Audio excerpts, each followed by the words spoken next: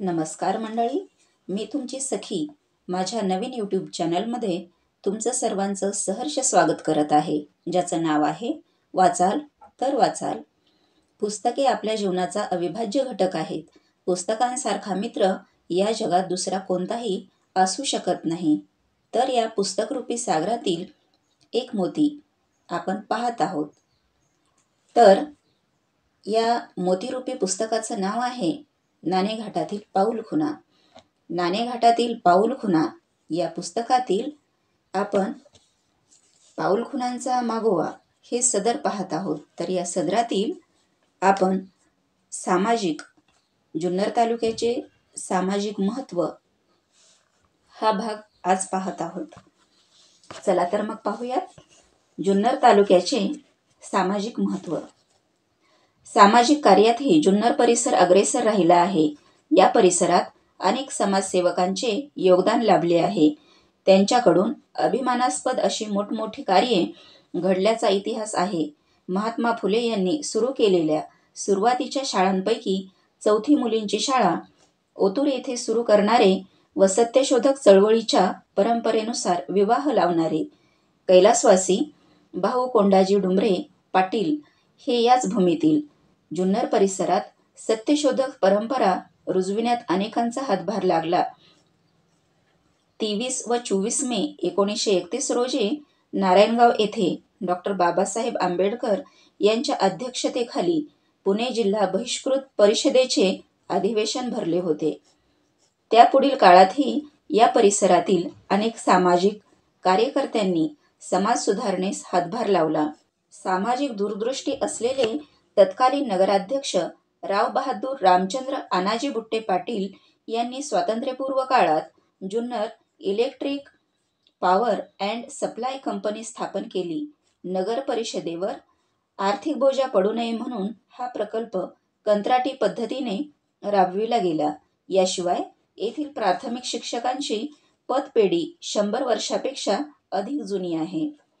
65 वर्षापूर्वी मुंबई येथे Mahatma Phule credit co-operative society पतसंस्था निर्माण करणारे चुनीलाल सदाशिव नाईक, दादर येथील मेहेर मार्केटचे धोंडीबा कृष्णाजी मेहेर, महात्मा फुले यांचा विधान भवनाच्या प्रांगणामध्ये पुतळा उभारण्यासाठी आग्रही असणारे कैलासवासी मुकुंद ठकोजी भुजबळ पाटील, मुंबईच्या कस्टम विभागातील कार्यक्षम व 2दा राष्ट्रपती पुरस्कार प्राप्त जमादार कैलासवासी बापू लक्ष्मण लामखडे याच भूमीतील.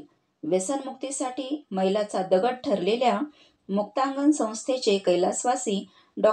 अनिल अवचट, कैलासवासी डॉ. अनिता अवचट व त्यांच्या कन्या मुक्ता पुनतांबेकर यांचे कार्य महत्त्वाचे ठरले आहे. आळेफाटा येथे अल्प दरात जुन्नर व आजूबाजूच्या तालुक्यांमधील रुग्णांना रुग्णसेवा देणारे थोर धन्वंतरी डॉ. आप्पासाहेब शिंदे, कैलासवासी मोहन ठुसे नेत्र रुग्णालयामार्फत ग्रामीण विभागात नारायणगाव येथील डॉ. संदीप डोळे आणि परिवार, जागतिक कीर्तीचे विख्यात सर्परोग तज्ज्ञ डॉ.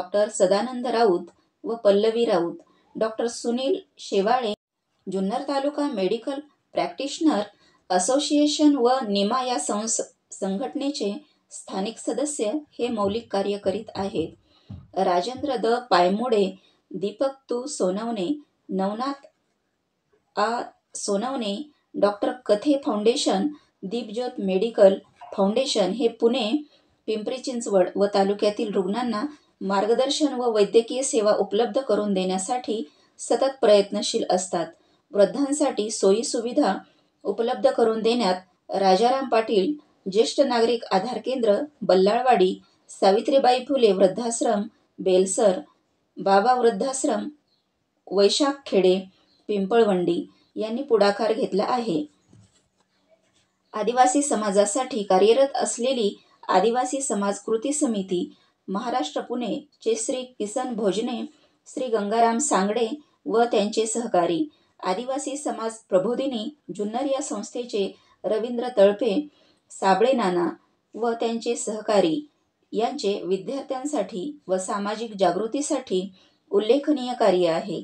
महिला सक्षमीकरणासाठी कार्यरत असणाऱ्या मंदाकिनी दांगट, अलका फुलपगार, नूतन बनकर, आशाताई बुचके, उज्ज्वला शेवाळे, माधुरी मस्कर, सुंदराबाई कुऱ्हाडे, राजश्री बोरकर, सुमन चतुर, विमल थोरात, लताबाई सोनवणे, स्मिता विटे, डिसेंट फाउंडेशन तसेच दिशा फाउंडेशनच्या छाया पायमोडे, नंदा सोनवणे, निशा डोके, सारिका सोनवणे, राजश्री काकडे, लता दी सोनवणे, गीतांजली चाळक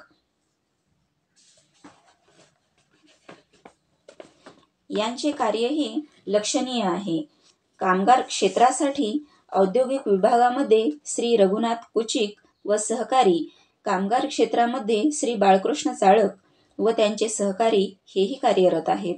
सध्या नारायणगाव येथील राजे प्रतिष्ठानचे बाबू पाठे, मुंबई निवासी बबनराव थोरात, बाबा हांडे, दिलीपदादा भामणे व त्यांचे सहकारी यांचे सामाजिक कार्य उल्लेखनीय आहे. जुन्नर तालुक्यातील रोटरी क्लब व लायन्स क्लब यांच्या उल्लेखनीय शाखा असून त्यांच्यामार्फत शैक्षणिक, आरोग्य व इतर सामाजिक कामे प्राधान्याने राबवितात. माजी आमदार वल्लभ बेनके हे त्यांच्या कार्यकाळात जुन्नर तालुक्यातील हिंदू व मुस्लिम बांधवांसाठी दिवाळी व ईदचा सण एकत्रितपणे राबवित होते. त्यामुळे तालुक्यात जाती व धार्मिक सलोखा टिकून राहण्यास मदतच झाली आहे.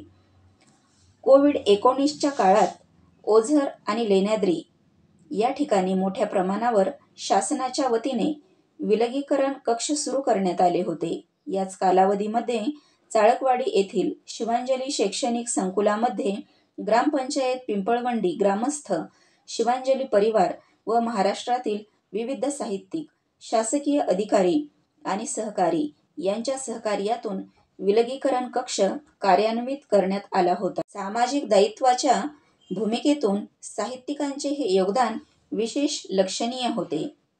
तर आता पाहूयात सत्यशोधक चळवळ. सत्यशोधक चळवळ ही देशातील खेड्यापाड्यांपर्यंत, वाड्या वस्त्यांपर्यंत पोहोचलेली पहिली सार्वजनिक चळवळ होय. ही चळवळ म्हणजे स्त्री, शूद्रातिशूद्र यांना शिकून शहाणे करून त्यांना ज्ञानी व त्यांच्या मनामध्ये पिढ्यानपिढ्या वसत असलेल्या अज्ञानाची व अनिष्ट रूढी परंपरांची जळमटे झटकून टाकून माणुसकीचे, आधुनिक संस्कृतीचे व ज्ञानाचे लोण त्यांच्यापर्यंत पोहोचविण्यासाठी ही एक समाज परिवर्तनाची चळवळ होती. या चळवळीचे उत्तर पुणे जिल्ह्यातील विशेषतः जुन्नर, आंबेगाव, खेड या तालुक्यांमध्ये महत्त्वपूर्ण कार्य घडून आल्याचे दिसून येते. ओतूर हे सत्यशोधक चळवळीचे प्रमुख केंद्र होते. जुन्नर तालुक्यातील भाऊ कोंडाजी डुंबरे, बाळाजी केसाजी डुंबरे, नारो बाबाजी शास्त्री, महाधट पानसरे पाटील, जलसाकार भीमराव महामुनी यांचे या चळवळीत महत्त्वपूर्ण योगदान आहे.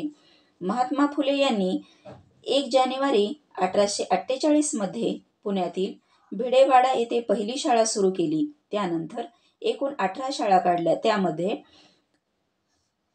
5 डिसेंबर 1848 रोजी पुणे जिल्ह्यातील जुन्नर तालुक्यामध्ये ओतूर येथे 4थी शाळा महात्मा फुले यांनी काढली.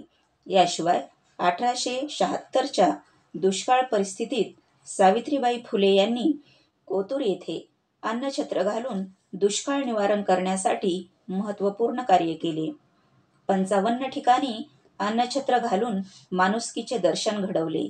तसेच 1884 मध्ये बाळाजी केसाजी डुंबरे पाटील यांनी आपल्या 2 मुलींचा विवाह पुरोहिताशिवाय लावला म्हणून त्याविरुद्ध 6.5 रुपयेची नुकसान भरपाई व वतनदारीचा हक्काचा खटला ओतूरच्या ग्रामजोशींनी त्यांच्याविरुद्ध जुन्नर कोर्टात दावा क्रमांक 831 नुसार भरला. 1886 मध्ये जुन्नर कोर्टाचा हा निर्णय ओतूरच्या ग्रामजोशींच्या बाजूने आला. पुढे 1887 मध्ये पुणे कोर्टाचे न्यायमूर्ती नानावटी यांनी बाळाजी केसाजी डुंबरे पाटील व सत्यशोधक चळवळीच्या बाजूने आपला निकाल दिला व शेवटी तत्कालीन मुंबईचे सर्वोच्च न्यायालय यांनी 8 जानेवारी 1890 मध्ये अंतिम निर्णय बाळाजी केसाजी डुंबरे पाटील यांच्या बाजूने दिला.